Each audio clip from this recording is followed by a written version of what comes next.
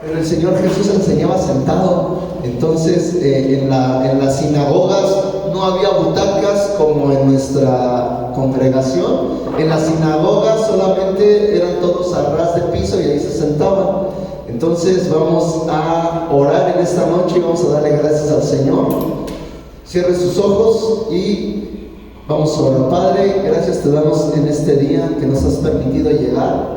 Gracias porque has sido fiel, has mostrado tu amor, tu bondad, tu misericordia sobre todos nosotros, papá. No podemos negar el hecho de que tú estás en nuestras vidas. Te pedimos que el día de hoy nos hables con tu palabra, que nos reveles, Señor, lo que la Escritura dice, Señor, porque es nuestra guía, nuestro manual de vida, Señor. La palabra es lo que nos va a dar luz al caminar nuestro, y también la palabra es la que nos va a instruir, nos va a dirigir, nos va a transformar, papá. Es la que nos va a hablar acerca de lo que viene, papá, y nos va a hablar acerca de lo que tenemos que hacer hoy. Señor, estamos en tus manos. A ti te damos toda gloria y toda honra en el nombre de Jesús. Amén. ¿Ya sacó su Biblia? ¿Trae donde anotar? Hoy vamos a indagar un poco respecto al monte de las bienaventuranzas. ¿Quién ha escuchado esa porción de la Escritura? ¿Amén?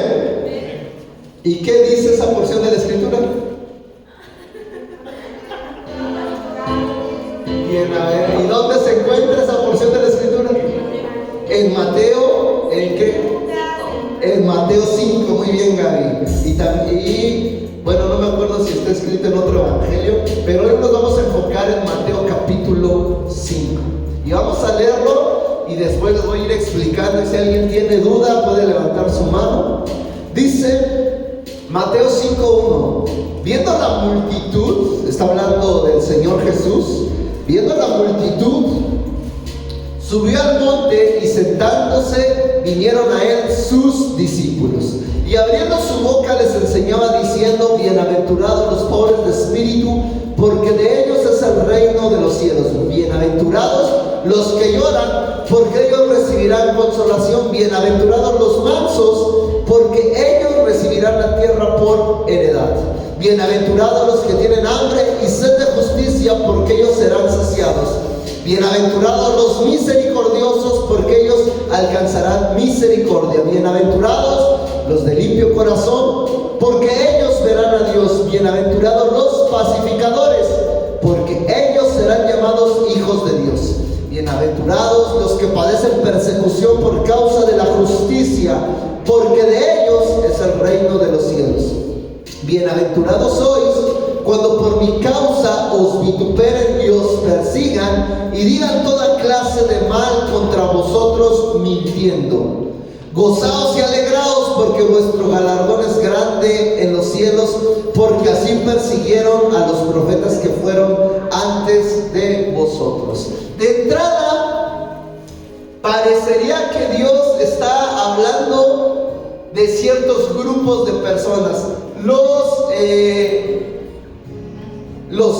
Los pobres de espíritu, los mansos, los que tienen hambre y sed de justicia, los misericordiosos, los que son vituperados a causa de Dios, los de limpio corazón. Y parece la Escritura que está hablando, y a lo mejor algunos de nosotros decimos: yo entro en ese grupo. Pero realmente, si nosotros vamos desde el primer versículo, dice Mateo 5:1, viendo a la multitud. ¿Quiénes estaban ahí en medio de la multitud? Estaban los apóstoles, estaban los chismosos también, porque o no, cuando se atropella a alguien, ahí va gente que ni va a ayudar, pero ahí está, de chismoso. ¿Quiénes estaban ahí también? Aquellos que habían visto los milagros, las señales, y querían ver quién era Jesús. Pero esta palabra de las bienaventuranzas va dirigida única, exclusivamente a los discípulos, porque dice: y sentándose vinieron a él sus discípulos. Y entonces, cuando Jesús ve los discípulos, dice que abrió su boca para enseñarle. ¿A quién le enseñaba Jesús? ¿A los 5,000, a las multitudes? Jesús, la estructura de Jesús fue: voy a agarrar a 12 pelados y sobre esos 12 me voy a enfocar en esos 12 para enseñarles todo lo que yo tengo que enseñarles, a fin de que esos 12 continúen con el ministerio que yo estoy iniciando. La enseñanza era para los discípulos, y aquí cambia de contraste el monte de las bienaventuranzas. ¿Por qué? Porque todas las siguientes 9 cualidades que Jesús empieza a decir son cualidades, cosas que los discípulos tienen que empezar a ejercer desde abajo. Las 9 bienaventuranzas hablan de 9 pasos que el maestro está redactando para los discípulos. Son cosas que los discípulos tienen que empezar a impregnar en sus vidas. Jesús está explicando, posterior a estas bienaventuranzas, en Mateo, en los capítulos 6, 7 y 8, habla posteriormente de verdades fundamentales del reino de Dios. Pero primero, antes de hablar de las verdades fundamentales del reino de Dios, lo que hace Jesús es decirle a los discípulos: tienen primero que llevar este proceso en su vida para alcanzar un nivel de espiritualidad correcto. Las bienaventuranzas son eso. Son 9 procesos del creyente en donde él va a alcanzar un nivel de espiritualidad mayor al que tiene actualmente. Y posterior a eso, en los siguientes capítulos, Jesús sigue hablando, y entonces empieza a hablar acerca de las verdades fundamentales del reino de Dios, como el matrimonio, controlar el habla, el amor universal, el dar, la oración, el ayuno, la inversión en el cielo, la visión espiritual. Pero estas verdades fundamentales no funcionan cuando el creyente está incompleto o cuando no tiene un fundamento sólido. Por eso Jesús en las bienaventuranzas establece los fundamentos de la vida espiritual del creyente. Y todo lo que viene adelante, todas las verdades del reino de Dios, cuando el creyente está bien fundamentado en su vida espiritual, entonces empiezan a tener efecto. ¿Qué quiero decirle con esto? Cuando un creyente no tiene los fundamentos correctos para un crecimiento espiritual, todas las verdades espirituales del reino de Dios no funcionan. Das, pero no sabes por qué das, y entonces no tiene efecto. Dices que amas, pero no amas de una forma correcta, no tiene efecto. Por eso Dios está tan interesado en que el creyente tenga en su haber, en su proceso, las 9 bienaventuranzas. Y vamos a empezar a hablar una por una, pero antes de eso quiero que vayamos a Mateo, el capítulo 5, el verso 48, dice: sed pues vosotros perfectos como vuestro Padre que está en los cielos es perfecto. La palabra perfecto en griego es teleios, y quiere decir que seamos maduros o completos. Es decir, Dios lo que nos está enseñando en Mateo 5 es que crezcamos en madurez espiritual, que crezcamos para que todo lo que viene después y que habla en Mateo 6, 7, 8, todo eso pueda recaer sobre nuestra vida y tener un efecto correcto. Que tu matrimonio funcione bien, que la forma en que das sea la correcta, que la forma en que oras, en que ayunas. Pero primero el creyente tiene que pasar por este proceso, sí o sí. Si usted en el transcurso de esto, usted encuentra que no ha pasado por ese proceso, hermano, usted y yo tenemos que orar para que el Señor nos meta en sus caminos. ¿Estamos de acuerdo o no estamos de acuerdo? ¿Hasta aquí alguien tiene alguna duda? ¿No? Bueno, entonces si no tiene duda voy a preguntar: ¿cuáles son las verdades fundamentales del reino de Dios que acabo de mencionar? No. Acabo de Después de las bienaventuranzas, en Mateo, en el capítulo 6 en adelante, Dios empieza a hablar de las verdades fundamentales del reino de Dios, como el matrimonio, el ayuno, la oración, el dar. ¿Sí estamos o no estamos? Pero para eso, ¿qué tiene que haber?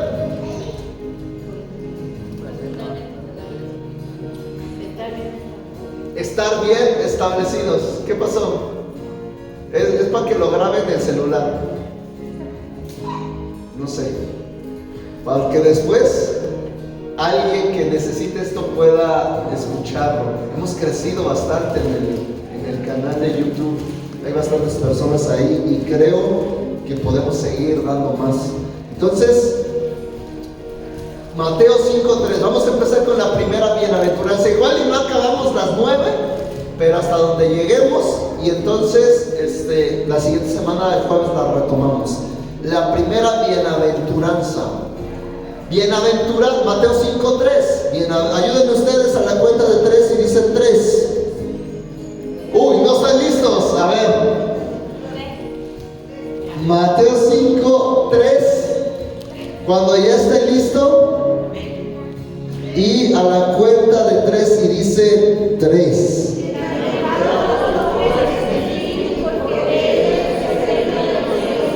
Sale, la primera bienaventuranza es: bienaventurados los pobres de espíritu. De repente nosotros pensamos que la pobreza puede tornarse en algo mal, en algo que está incorrecto. Pero te voy a decir algo.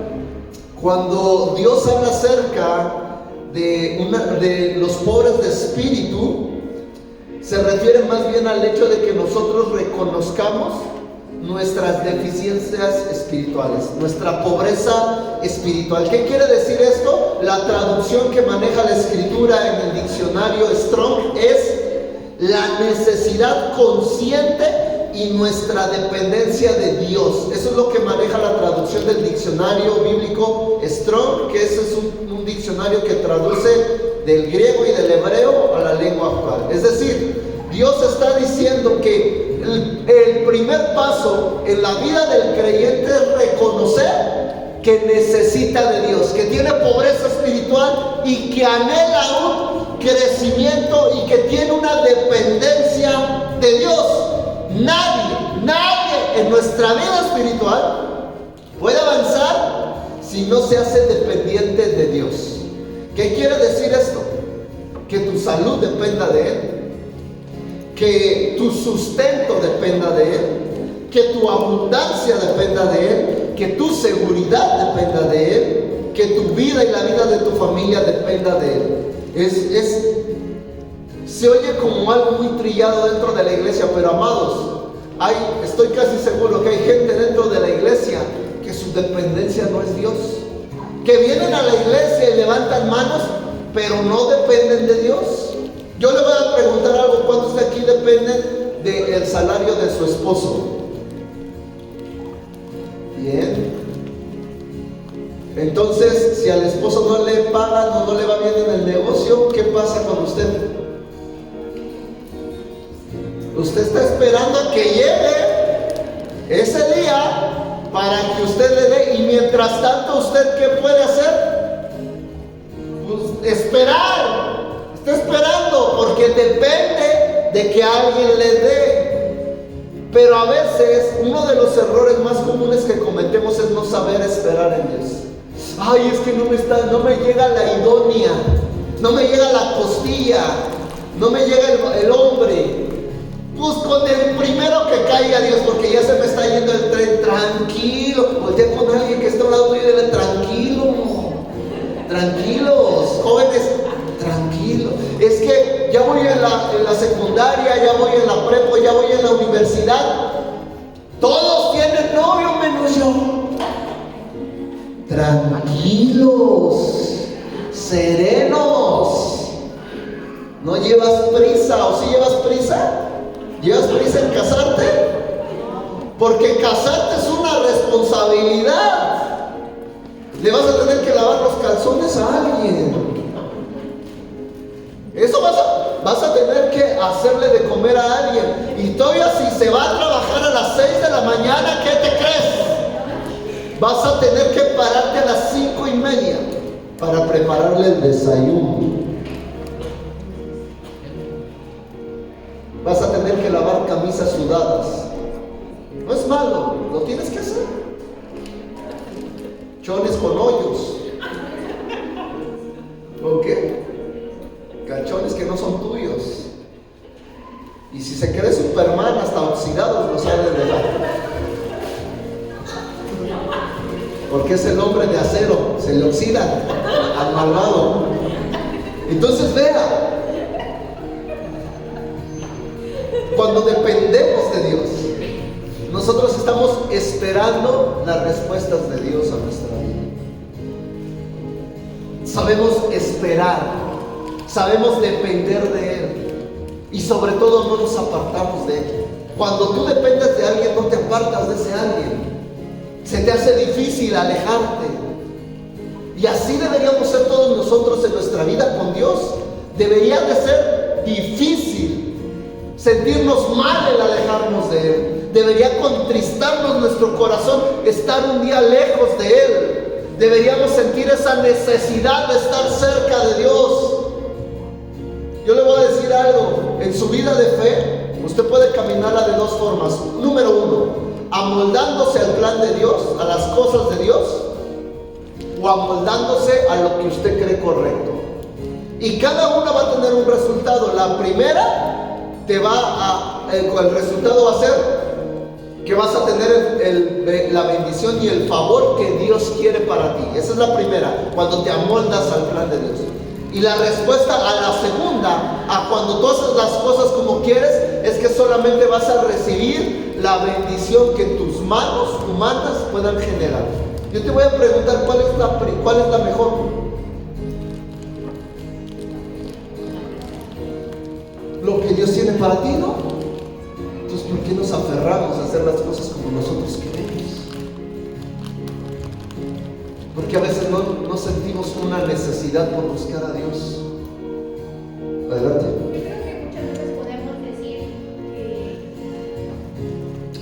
Yo creo que muchas veces podemos decir que sí estamos o que sí necesitamos de Dios, pero no se trata de decirlo, sino más bien de sentirlo.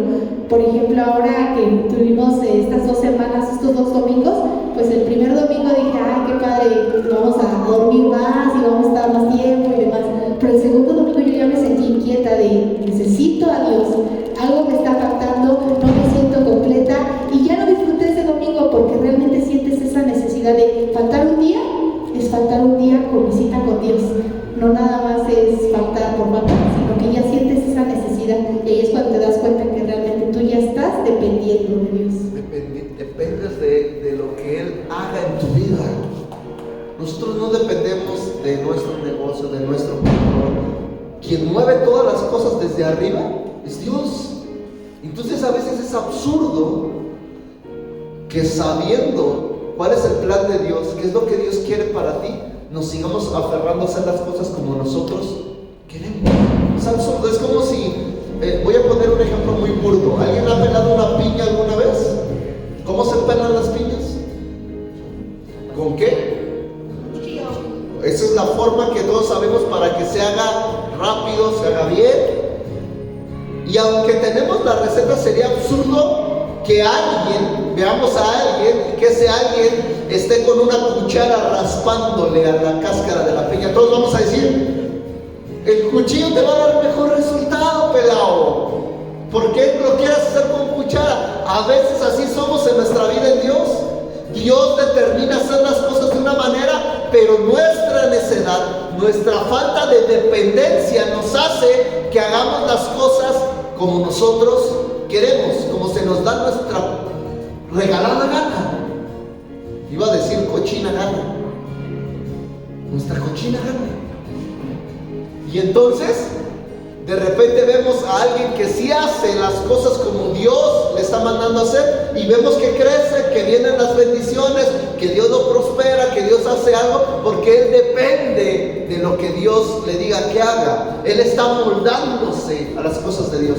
Y vemos por el otro lado, el que sigue haciendo las cosas como quiere, no tiene una dependencia de Dios. El primer paso que nosotros debemos de entender como creyentes es que debemos depender de Dios. Así como vamos a nuestro trabajo para que haya sustento y no faltamos ni un día, aunque tengamos diarrea, aunque nos duela la cabeza, aunque pase lo que pase, aunque llueve, así debemos de aferrarnos a Dios y depender de Él.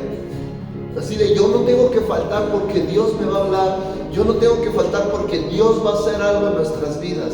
Yo no tengo que faltar porque a lo mejor este es el día en el que Dios tiene que hacer algo. Yo no tengo que faltar a mi cita con Dios porque Dios quiere transformar mi vida. Y si no estoy ahí, ¿cómo la va a transformar? Debemos de aprender a depender de Dios, esperar el tiempo de Dios, a esperar que Dios nos hable. Pero no esperes en tu casa, depende de Él. Sigue con Él. Dinos, papá. Puede ser, yo ahorita lo que está hablando lo estoy viendo en una situación en mi casa, tantas situaciones que hemos pasado, y aún así no entendemos, o se puede decir que no entendemos. Y hay gente que... Ajá, y nos ha mostrado que ante cualquier situación, ahí está. Y aún así de repente nos rebelamos y decimos, sí es, pero mejor como que todavía no es mi tiempo. ¿Saben? Esa es la razón, Pau. Esa es la razón por la que a veces Dios no hace cosas en la vida de la gente. Porque yo conozco el caso cercano de una persona que un día nos dijeron, ve a orar. Ya nada más cuando ya están dando las últimas, vayan a orar por él. Y ahora sí se acuerdan de Dios. Y ahí vamos. Y de repente el caso de una persona que oramos por ella, el Señor la sanó. Y cuando la sanó, todo el mundo dijeron, fue el brujo con el que la llevaba. Esa es la razón por la que Dios a veces se detiene en hacer cosas. Porque no estamos tan bien cimentados como para reconocer que es Dios. Y de repente como le echamos chile, mole y pozole, y entonces Dios dice, ¿para qué hago algo si estos no van a entender? Porque no dependen de mí. No depende. Nuestra dependencia se ve en la forma en cómo nosotros buscamos a Dios. Esa es la primera cosa. En que nosotros busquemos a Dios y dependamos de Él. Que le estemos buscando. Y yo te voy a decir, a lo mejor tú eres un cristiano que vienes a la iglesia y tú crees que dependes de Él. Pero si tú haces cosas que te alejan de Dios, que te alejan de congregarte, que te alejan de buscar, por hacer otras cosas quiere decir que Dios no es tu dependencia ni es tu prioridad. Dios es otra cosa, es tu pasatiempo, es tu club de domingo, pero no es tu prioridad. Todavía no dependes al 100% de Él. Todavía no has entendido que necesitas estar pegado a Él. Y yo te voy a decir algo. Cuando tú te pegas a Dios, algo, tarde que temprano, algo va a ocurrir en tu vida para mejorar. Tarde que temprano, a lo mejor pasa un tiempo, pero es mejor iniciar hoy para que ese tiempo se acorte a no iniciar nunca, hermano.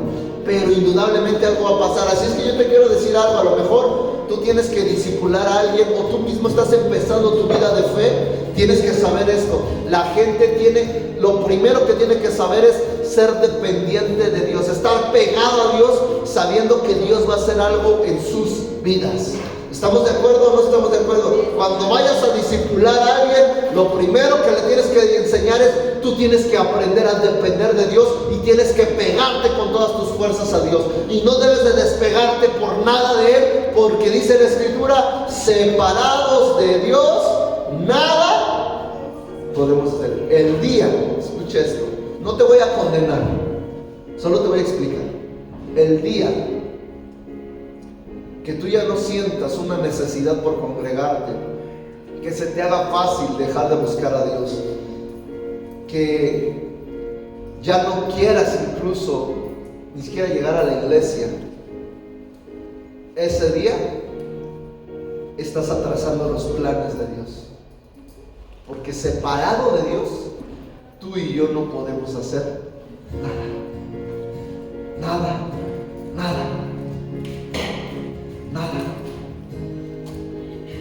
El día que dejas de buscar a Dios, estás atrasando todas las bendiciones a tu vida. Un domingo que dejes de ir, estás atrasando. Un jueves que dejes de ir, estás atrasando.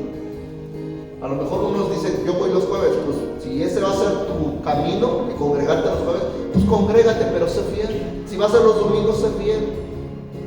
No vayas a querer venir los viernes o los sábados porque no hay domingo. Va a decir, es que yo puedo los sábados, pero los sábados no tenemos reunión aquí, hermano. Es que a mí, si fuera los miércoles, yo iría, pastor.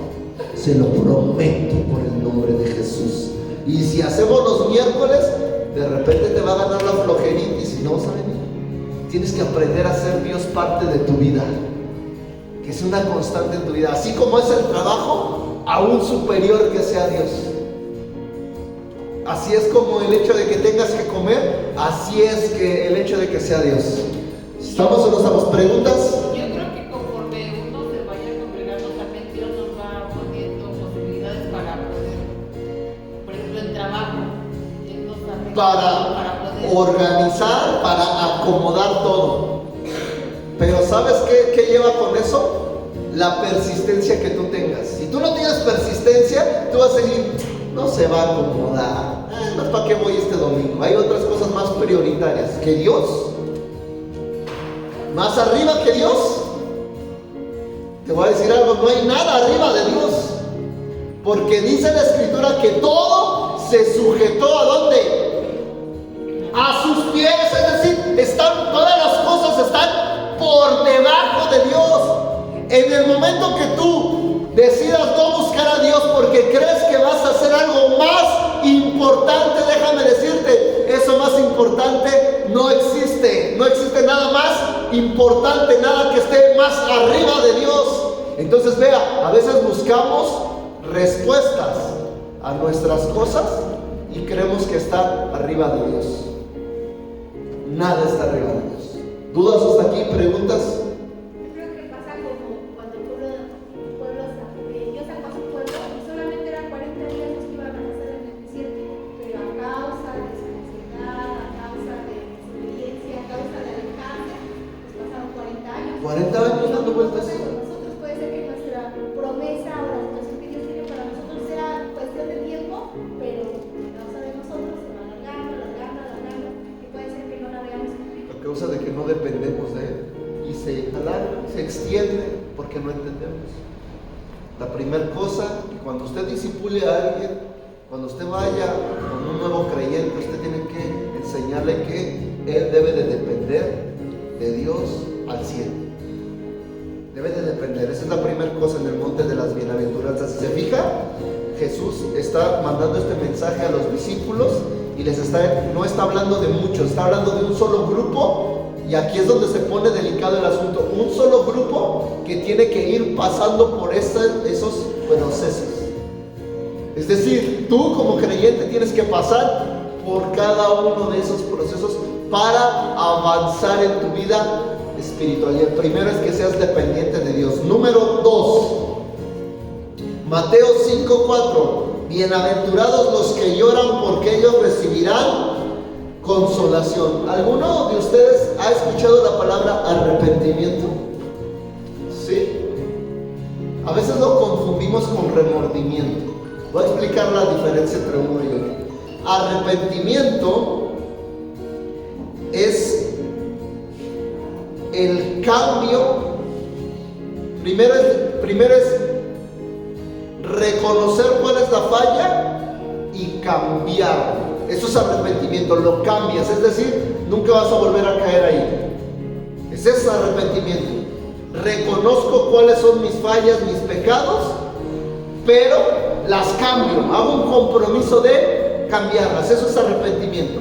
Ahora, a veces lo confundimos con remordimiento. Dentro de la iglesia a veces se maneja mucho el remordimiento, que es, sé que estoy haciendo algo mal y me duele, pero ese dolor es momentáneo, porque al siguiente día que ya no voy a la iglesia, que ya no estoy cerca de Dios, que me alejo, vuelvo a caer en lo mismo. Hay algunos de ustedes que lo han prometido que iban a dejar la coca, de la negra, de la de bote. Y el domingo vienen y, Señor, si tú haces esto, yo voy a dejar la coca. Y la dejas, pero nomás el domingo, porque fue el emocionalismo. Pero el día lunes, lo primero que haces es comprarte tu coca y te la tomas y dices, Señor, te prometí que no me la iba a tomar, pero está tan rica, hasta sudadita y de vidrio. Y entonces te sientes mal, pero malvado. En lugar de que retomes el compromiso de no hacer, el día miércoles, ¿qué crees que dices? Pues ya me le eché el lunes, ya me le eché el martes, pues me la voy a seguir echando. Te sentiste mal momentáneamente y recaíste en eso. Eso no es arrepentimiento. ¿Eso qué dijimos que era? Remordimiento. Solamente te remuerde de vez en cuando, pero el arrepentimiento conlleva un cambio de raíz. Y a veces, cuando nosotros nos arrepentimos, lo hacemos tan profundamente que lloramos por ello. Y eso es a lo que se refiere esta parte de la bienaventuranza.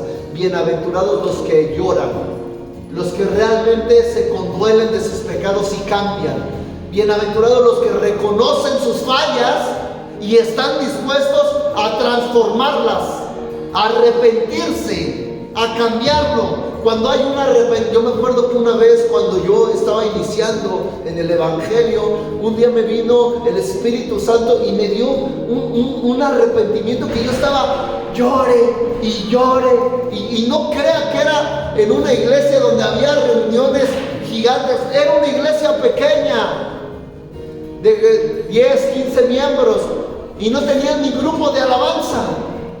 Y entonces, cuando estaba ministrando, el pastor, me acuerdo muy claramente que dijo, tenemos que arrepentirnos de nuestros pecados.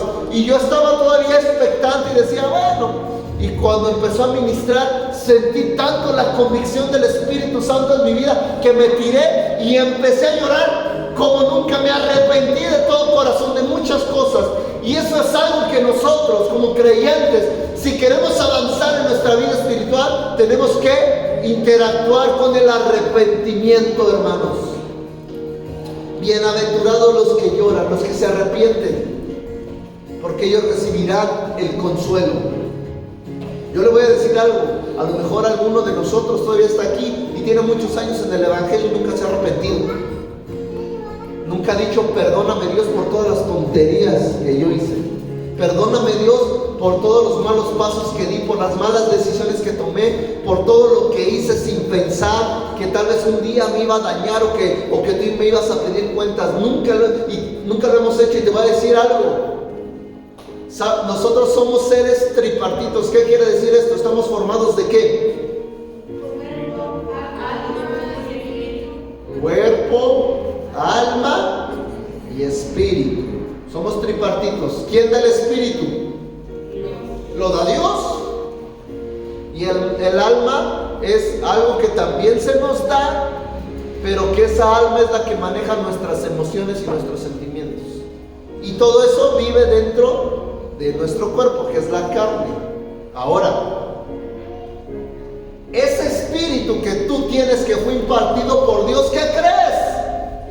Estuvo ahí en todas tus fechorías. Estuvo ahí en tus malas decisiones. Estuvo ahí en tus malos caminos. Y ni una disculpa le has pedido al Espíritu. Ni una disculpita. E ignoramos esa parte de confrontar nuestros pecados. Y decimos, pues sí, ya soy nueva criatura. Sí, pero no te has arrepentido de lo malo. No te has arrepentido de lo que hiciste. Nunca le has pedido perdón al Señor, así de, Señor, perdóname porque yo fui una persona rebelde, fui una persona insensata, fui una persona tramposa. perdóname por tomar las malas decisiones que dañaron mi vida, que dañaron a mi familia, que el día de hoy están dañando a mi matrimonio, decisiones que a lo mejor siguen causando estragos, que el diablo sigue utilizando para atormentarme. Si la sigue utilizando Satanás es porque tú no te has arrepentido. Porque cuando uno confiesa sus pecados delante de Dios, ¿sabes qué es lo que hace Dios? Los perdona. Y nadie más los puede utilizar porque ya están perdonados por Dios. Pero cuando tú los tienes ocultos todavía y no se los quieres confesar a Dios, el diablo te está atormentando con esos pecadotes. Y a lo mejor somos creyentes de 5, 10, 15, 20 años y nunca le hemos pedido perdón a Dios. Bienaventurados los que lloran, los que se conduelen, los que reconocen sus pecados, lloran por ellos, porque ellos recibirán consolación. Ahora quiero decirle algo. ¿Cómo recibimos nosotros consolación de Dios? Más bien de cómo, a través de quién. Porque dice que le dejó, la promesa es que iba a dejar al Espíritu Consolador. O sea, el Espíritu te consuela a ti. Pero ¿qué tienes que hacer tú? Acercarte al Espíritu para pedir perdón, para que Él te pueda consolar. ¿Quiénes reciben las cosas del Espíritu? Los que reconocen sus pecados delante de Dios, los que piden perdón, los que se arrepienten profundamente de corazón.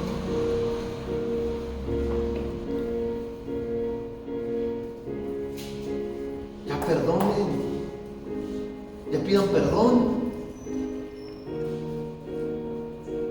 a Dios. Porque el Espíritu estuvo ahí cuando se te dijo no lo hagas y lo hiciste. El Espíritu estuvo ahí cuando te dijeron no vayas por ese camino y te fuiste por ahí. El Espíritu, y al Espíritu no lo puedes engañar. Puedes engañar a quien quieras, puedes engañar incluso a tu esposo, a tu esposa, a tu familia, a tus hijos y decir que eres tal persona, pero quien te conoce bien es el Espíritu, porque ahí estuvo siempre. Y sabe cuáles son tus mentiras, tus fechorías. Y de repente imagínate caminar con alguien y que lo ofendas, porque con nuestros pecados ofendemos a Dios. Y que de repente caminar y decir, ya pasó, vamos adelante. Y dice Dios, oye, espérate, yo estuve ahí cuando hiciste todo. Y ni una disculpa, ni un arrepentimiento. Porque solo los arrepentidos reciben las cosas del Espíritu. Cuando Juan el Bautista estaba preparando el camino del Señor, ¿cuál cree que era la predicación de Juan el Bautista? Arrepiéntanse. ¿Para qué? Para que puedan recibir lo que viene. Porque vea, es tan importante esto. Dice la Escritura que Juan era el que estaba preparando el camino para el Señor, el camino para que Dios se manifestara. Pero Dios se iba a manifestar sobre aquellos que estaban preparados para recibir esa manifestación. ¿Cómo te preparas? Con arrepentimiento. Te limpia. El arrepentimiento te limpia. ¿Para qué? Para que estés listo para recibir las cosas que vienen. Siguiente cosa, hermano. Tienes que arrepentirte de todos tus pecados. ¿Sí me entiende lo que le estoy diciendo?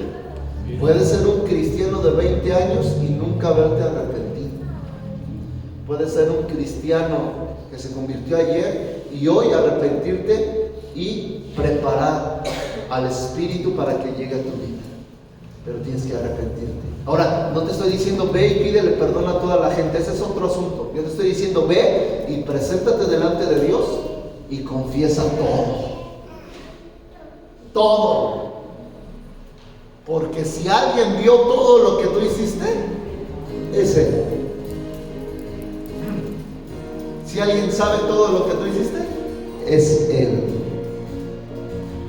Ay, pastor, pero si ya soy un cristiano de 15 años, pero la segunda cosa, apenas vamos en lo básico, hermano. La segunda cosa es que te arrepientas. Hay gente creyentes que no se arrepintieron de las cosas que hicieron y sigan cargando con esas fallas, con esos malestares.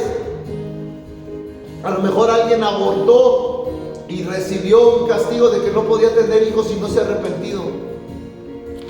Si te arrepientes hay oportunidad. Si confiesas tus pecados, igual y Dios te va a sanar, pero tienes que arrepentirte. A veces somos tan almáticos y a veces lo hacemos por desconocimiento, que cuando inicia el año, ¿qué hacemos? Ay, vamos a escribir todo en un papelito y vamos a quemarlo. O mejor aún, vamos a echarlo en un globo de Cantoya y que se vaya volando para sentirnos más espirituales. Porque volando y con el fuego hasta se ve más bonito. Te voy a decir una cosa más práctica. Enciérrate en tu cuarto, ora a Dios y pide perdón de tus pecados. Y deja que Él te consuele. Porque solamente serán bienaventurados aquellos que lloran, que reconocen sus pecados y que reciben consuelo del Espíritu. ¿Amén o no amén? Apenas vamos en 2 y ya se está poniendo difícil el asunto, hermanos. Ya nada más le voy a aventar la tercera y ahí le vamos a dejar por hoy. Pero quiero que anotes Juan 15:26. Pero cuando venga el Consolador, a quien yo os enviaré del Padre, el Espíritu de verdad, el cual precede del Padre, Él dará testimonio acerca de mí. Es importante que nos arrepintamos. La convicción de no volver a hacer las cosas malas que hicimos. 3. Tercera bienaventuranza, Mateo 5:5. Bienaventurados, diga conmigo, los mansos, porque ellos recibirán la tierra por heredad. La palabra manso es alguien que no es agresivo, sino alguien que es gentil y dispuesto a cambiar el entorno en donde está. Voy a poner un ejemplo. Alguien manso es alguien que cuando ve una batalla en la mesa, en la casa, en la cocina, en lugar de decirle, sí, dale más duro, es alguien que dice, ¿por qué no nos calmamos? Eso es alguien manso, alguien que cambia el entorno. Y que si alguien grita, él no grita, él dice, vamos a calmarnos. Bienaventurados los mansos, porque ellos recibirán la tierra por heredad. Esto nos habla de un cambio de actitud. Tú no puedes ser un cristiano que sea igual de hace 5 años. Tiene que haber un cambio, tiene que haber una transformación. Y te voy a dar un secreto. Si tú ves una persona que es creyente y no cambia su actitud, quiere decir que no ha sido transformada. Tiene que haber un cambio, se tiene que notar, se tiene que ver. Tiene que haber algo que se mueva dentro de él, y que algo que sea pequeñito, no tiene que ser un cambio gigantesco, algo, pero tiene que cambiar algo, porque esa es la marca de que realmente estamos avanzando. Es decir, nosotros mismos tenemos que estar dispuestos a cambiar. Bienaventurados los que cambian esa naturaleza violenta y agresiva para dejarse empapar por la naturaleza de Dios. Y a veces la gente, cuando no entiende esto, no te dice manso, te dice menso. Y dice, es que ya cambió y ahora ya se volvió bien menso. No es que te vuelvas menso, hermano.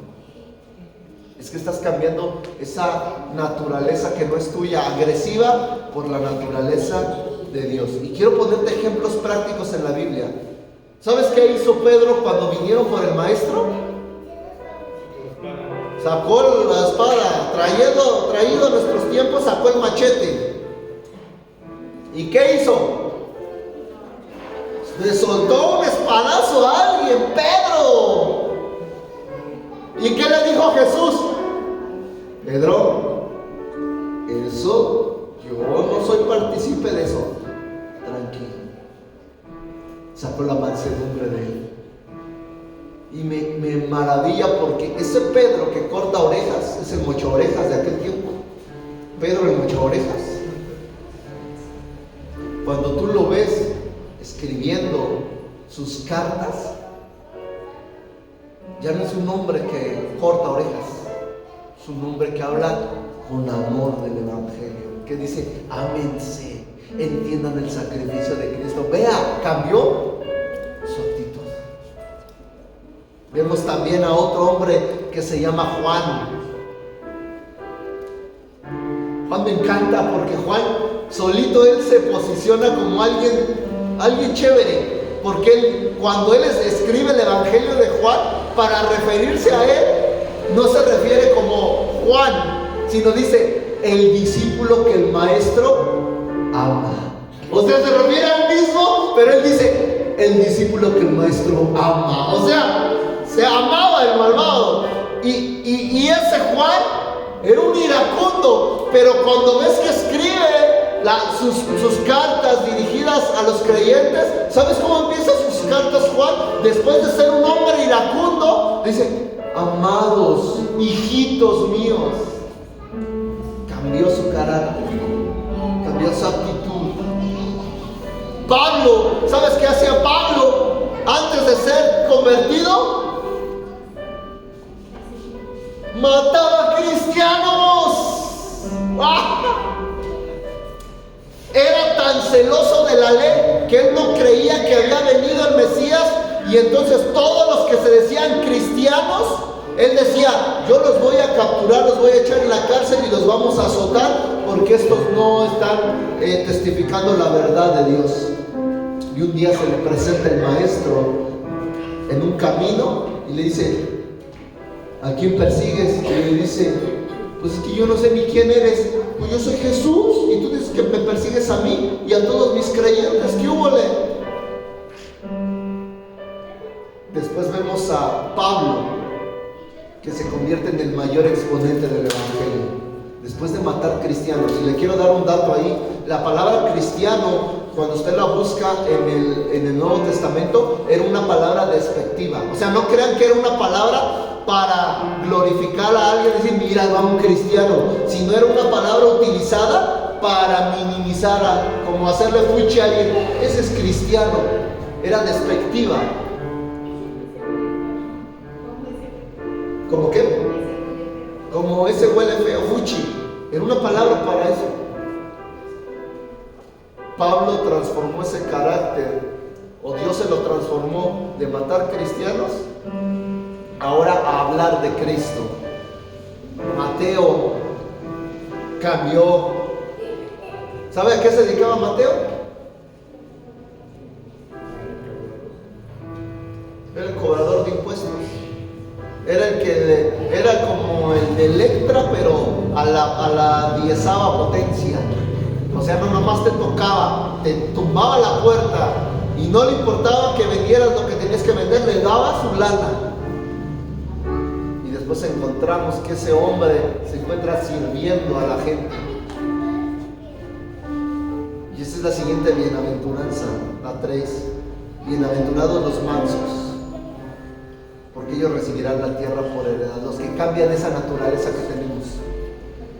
A lo mejor tú vienes de una naturaleza difícil, violenta, pero cuando llegas a Cristo, Dios la tiene que cambiar sí o sí. Todos estos hombres cambiaron su naturaleza terrenal por una espiritual, hermano. Es decir, si tú hoy te crees el más abusivo de todos, tienes que empezar a cambiar eso y hacerte manso. No menso, manso, dócil, afable, amoroso, comprensivo. Esa es la tercera. Son 9. Nos vamos a continuar viendo el siguiente jueves. Yo quiero que se ponga de pie un momento.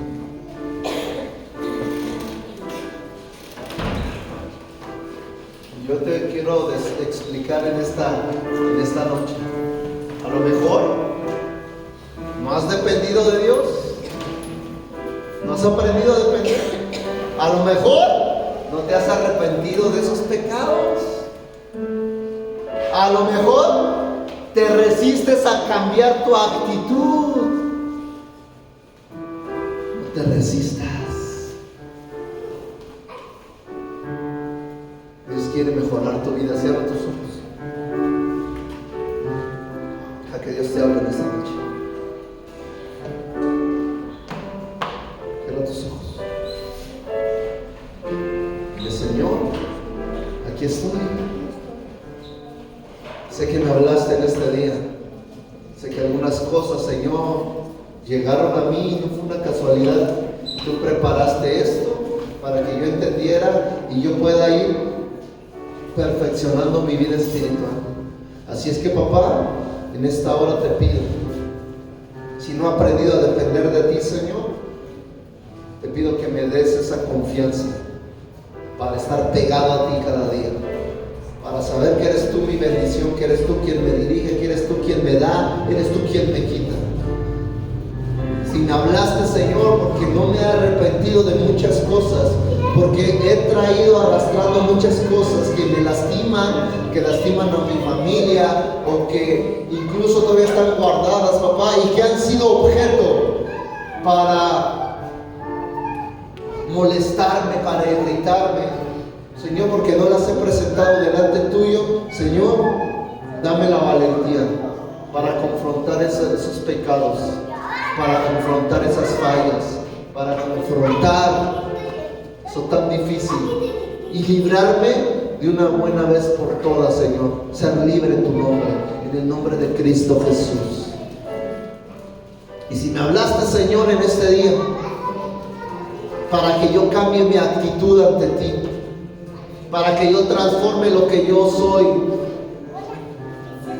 para que cambie esa violencia, ese mal carácter o esa actitud negativa, por mansedumbre, por parecerme a ti, Señor, aquí estoy. Aquí lo pongo delante tuyo, Señor. Lo pongo para ti, porque es para honrarte a ti, para bendecirte a ti. Es para exaltarte a ti, no para exaltar a hombres. Es para glorificarte a ti. Y, Señor, aunque hablen, aunque digan que he cambiado, si cambio por ti, si cambio para agradarte a ti, está bien, Señor, lo haré, me aferraré a ello. Me aferraré a ello con todas mis fuerzas, porque vale la pena, porque una vida eterna me está esperando, porque me estás preparando hoy. Con estas 3 bienaventuranzas me estás preparando para lo que viene delante, que es mejor. Así es que, Señor, pongo mi vida en tus manos en esta hora. Pido que en estos días me sigas hablando, sigas transformando mi vida, mi corazón, mi mente, Señor. Pongo en tus manos, porque soy tuyo, papá, porque tú eres el Señor de mi vida. A ti te doy toda gloria, a ti te doy toda honra, a ti te doy toda alabanza, porque eres mi Dios, mi único y suficiente Salvador, el que se entregó en la cruz del Calvario por mí, el que pagó un precio muy alto para que yo estuviera hoy aquí. Pero no solamente que esté, sino que avance, que cambie, que transforme, que me deje empapar de ti, Señor, porque tengo un propósito grande en ti, un propósito glorioso me está esperando, Señor. Por eso me estás hablando, para que yo cambie esas cosas en mi vida y pueda avanzar en este camino de fe. Señor, estamos en tus manos. A ti te honramos, a ti te bendecimos, te glorificamos. A ti sea toda gloria y toda honra en el nombre de Cristo Jesús. Amén, Señor. Amén. Denle un aplauso al Señor, hermano, porque el Señor es bueno. Denle un aplauso.